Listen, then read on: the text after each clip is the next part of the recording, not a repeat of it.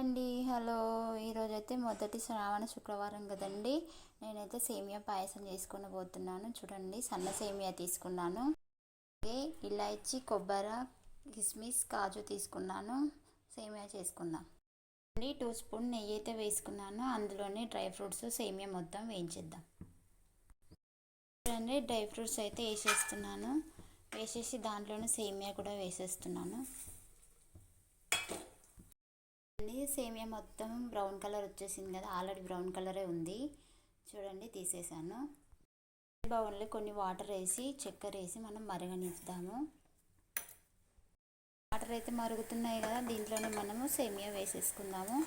సేమియా వేసేసి కొంచెం ఉడికిన తర్వాత పాలు పోసుకుందాము. ముందే పాలు పోస్తే విరిగిపోతాయి, అందుకనే. ఈ వాటర్ అన్నీ పోయాయి కదా, దాంట్లోనే మనం పాలు వేసుకుందాం. ఇలా పాలు వేసుకోవాలి. సేమియా పాయసం అయితే రెడీ అయింది. మనం దీపారాధన అయితే చేసుకుందాం. నా పూజ అయితే కంప్లీట్ అయింది. ఈరోజు మొదటి శ్రావణ శుక్రవారం కదా, శ్రావణ శుక్రవారం రోజు అయితే నేనైతే సేమియా పాయసం చేసుకున్నాను.